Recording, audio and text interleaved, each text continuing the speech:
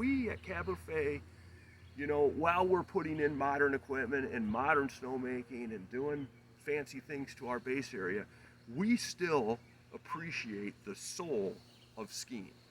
And we still appreciate some of the old concepts of what brought us to the sport in the first place.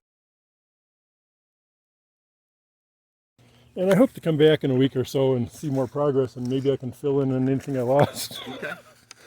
But yeah, so that's what I was talking about, lift speeds and all that. And you are somewhat set by practicality in the state and all that, and the spacing of the chairs, right? So, you know, I don't know if what you're getting at is like detachable versus fixed grip, but you're only gonna, on a fixed grip, You're only going to go so fast, and then the people can't get on and off, and then you're riddled with slowdowns and stops, and people falling, and that's interrupts the flow. So slower, steady is better than stop, start. I agree with that. You know, if you think about it, if you're at a quad chair and it stops for a minute, and how many chairs now sit, and those people just accumulate in your lift line, and now you get this, your line gets bigger, might swell by 40 people in a minute, and it takes a long time to bring it back to where it was. So the more you can just keep your lifts running at a steady speed, the more you keep everything in motion, and it works. And the reality is, you know, even riding up the hill at a slower speed, most people are okay on the lift. They like the lift. They're okay on the lift ride. They're in motion. They love the skiing. It gives me a chance to rest. So now they're in the line. Nobody loves the line, but if the line moves, it's tolerable. It becomes intolerable is when you're standing in line and the line isn't moving. Yeah, Like, people time. hate that, right? That's horrible. So by running fixed grip lifts at a speed that people can handle, which we've spent years figuring out and perfecting, we can keep everything in motion, and we find triple chairlifts to be the most efficient. Yeah, I saw your thoughts about that online there.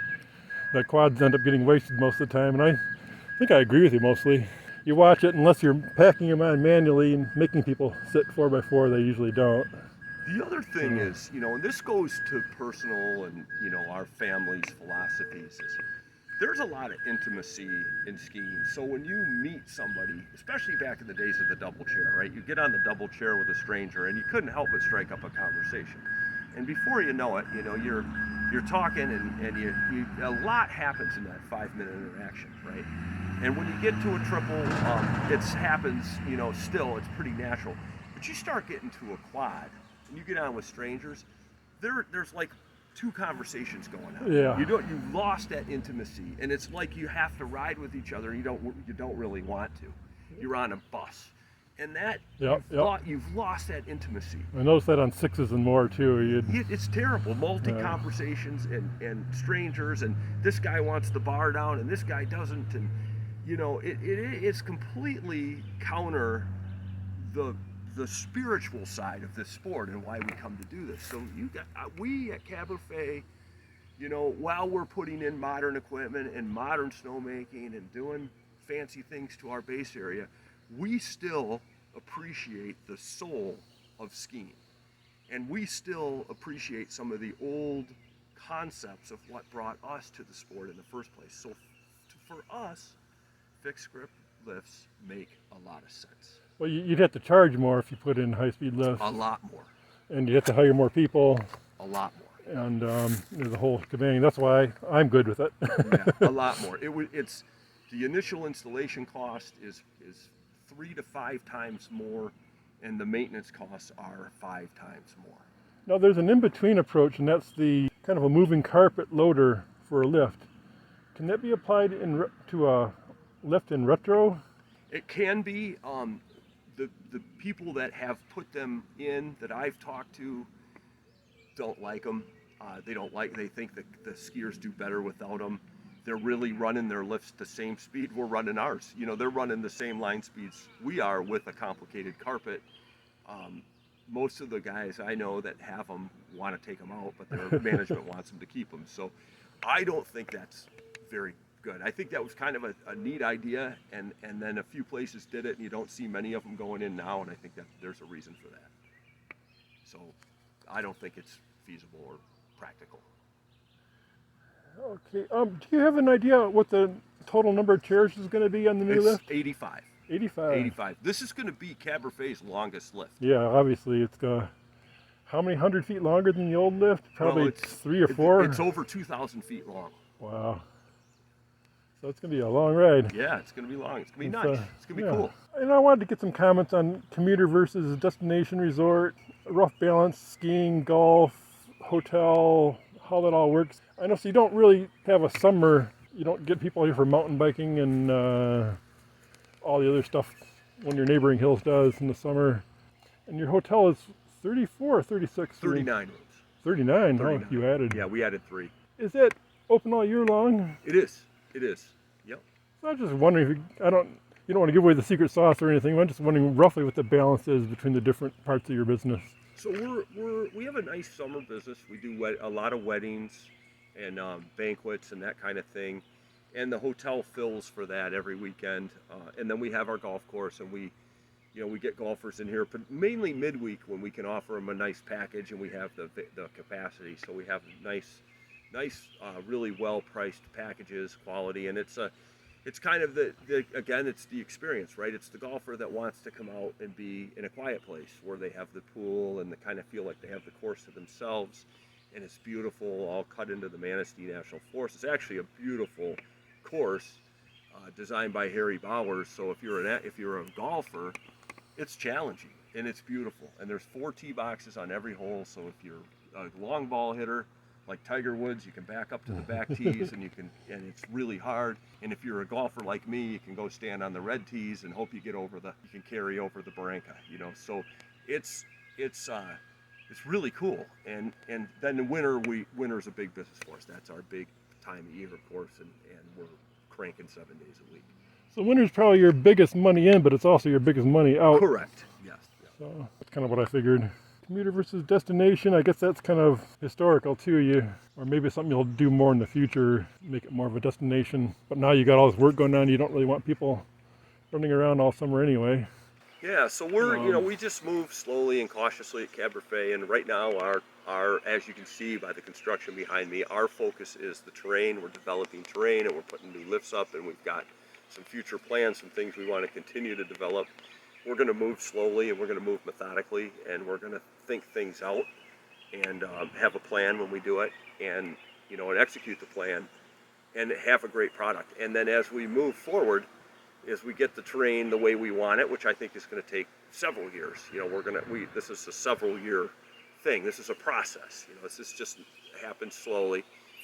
But as there's going to come a time when we're going to get that terrain dialed in. We're going to feel like we have all the acreage and lifts we need for the demand that we have, and then we might look at what else we want to develop. But right now, it's a skiing focused development.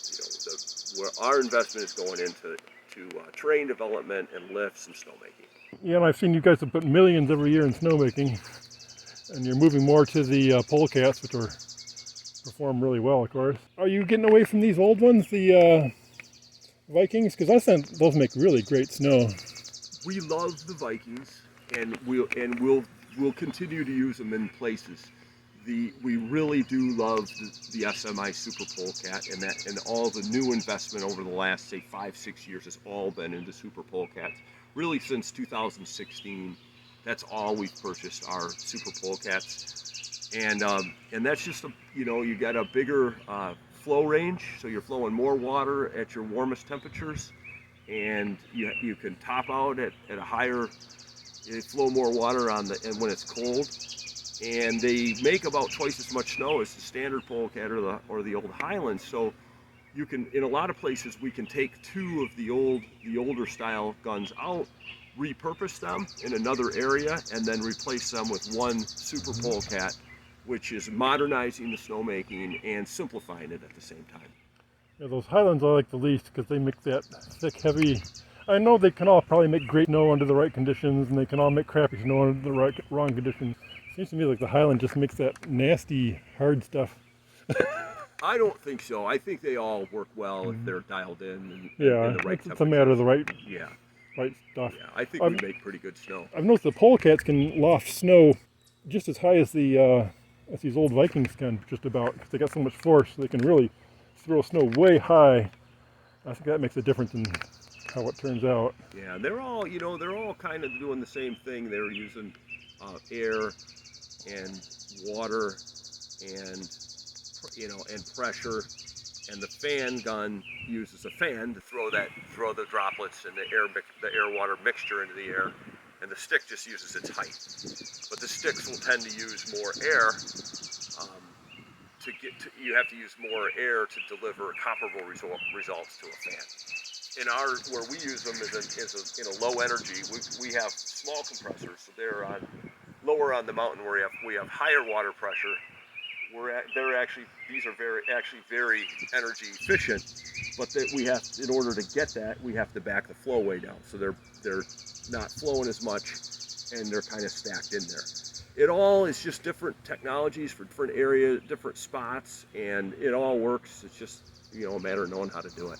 So, let's see, I'm heading to the future here. One question I forgot in the past, though, is not really a question, more of a comment. It must have taken an army to man this place in the early days. Oh, I think it did. It was, in the very early days, it was spread all the way from Stag's Head all the way to the North Ridge. 16 ropes, 6 T-bars, and 2 chairs, I think? 2 chairlifts over a huge ridge, it was a massive expanse. Yeah, it was quite a thing, quite an operation, I think, back in those days. Is there any thought of going to another peak back there in the future or not? Well, I think we just take it as it comes. We're working on what we're working on, and we'll see, as we go, how much more demand there is, and what are the winters like, and all those things that we don't know. Those answers are going to present themselves by the time we're ready to get there. So I can't give you I'd just say we have a real open mind, right? We got to do something in the summertime, and we like to develop terrain, and we like to put in snowmaking. We like to do that kind of stuff. So I don't really see that stopping until the factors tell us it's time to stop. And right now, it says go. And you guys still own all that land that was part of the Caberfae? We own all that, yeah. Any changes to North Peak or South Peak in the coming future here? No, not as far as redevelopment. We think those are pretty good the way they are, so we'll just continue to use them the way they are. We'll continue to keep tweaking the snowmaking, making it better and more efficient. But as far as the land, the terrain is going to stay. No new trails or anything? Not in the foreseeable future. I was always wondering about Stag Head Bowl. It seems like that's like a half-completed place. How to say it. It's a real rough lead into it. I guess there is no way to make a path from the top down to it. You'd have to do a lot of fill. Just curious. And the riblet triple, you're probably going to run that for another decade? I hope so. Yeah, it's in great shape. We've basically rebuilt all the line machinery, your shift trains, axles, bushings on the towers. We put a new comm line on it in 2016. It's really a mechanically sound lift, and we don't have any plans to replace it. Just keep it nice and keep running it. I know you guys do a lot of maintenance on it. I really respect the amount. I always see something new on it every year, that's been changed or worked on. You guys do an excellent job of maintenance from what I can see. I'm no expert. That pretty much covers most of it. I'd like to see more Bunny Hill. I'd like to see more advanced runs. Any thoughts on doing anything with I-75, which is almost never open? And I've always wondered why you didn't turn that big cannon around on top and shoot down there once. Well, we have made snow up there before. It's so steep that the snow breaks off and slides down the hill. I've never seen it done. It's been a number of years now. The other thing is, is we're trying to let those trees grow up in there. And when you make snow, you tend to break the trees down, and we want the trees to grow up there and get tall, and that makes tree line slopes, which is much nicer than. That was my other discussion, is trees in general. I know your philosophy on trees, and I agree with you mostly. You don't like to hack out a lot of smaller trees and saplings and stuff, because they're next generation's trees. But yeah, there's a lot of places that the trees are really encroaching the trails where they wouldn't need to be cut down, but just have some of the they tend to send out real long branches out into the clear areas. And also that lift line up there, if you try to get it from the top, there's all kinds of wood, on the ground. You really can't get to it too easily. Downed wood, not living trees, but just downed stuff. Anyway, I don't know if you have any thoughts on that, or any place you might sneak in a advanced run. Right now, our focus is really on the development that we're working on over here, and the area that is the backcountry. The actual backcountry area is the next frontier, and that has everything. That's going to have really good intermediate slopes. It's got some expert slopes, and it's going to have some lower end easy slopes. So that actually is that development will encompass exactly what you're asking for. It's going to appeal to everybody. Well, that raises my curiosity. Looking at some of the old maps, they're really tough to figure out because the old maps, north was on top, and it was more or less a top-down look. So it's really hard to relate it to the modern maps. But on one of the old maps I see way out in the back country, they had some real steeps shown by a parking lot for a tournament. It looked like they all went down to the parking lot, basically, not a lift. I'm just kind of wondering where that was and if we'll ever see any fast lifts back there, but you kind of answered that. That's the old tournament area you're looking at, and there's trees planted in there now that's been reforested, and that was a great run, but it's really short. Again, you're those memories from that people had, the pictures from the 50s and the 60s, the 70s. They should just stay there because it was great then. It was phenomenal then, but it isn't phenomenal today. Compared to what we have in Michigan. It was great pitch, just too short. And that's why Caberfae's focus has moved away from that and this way to where we had bigger hills to start with that could be developed into really good quality runs. And that's where we are and where we'll be. That's the reality. So no different on serving one of those peaks back there yet or not. You're considering it's cooking for the future, maybe. Cooking, yeah. Yeah. Cool. Well, you've covered just about everything I wanted to talk about, I guess, for now, and maybe I'll catch you a little more when I visit again sometime. For sure, yeah. Come back and check it all out. Just keep following the construction. That would be awesome.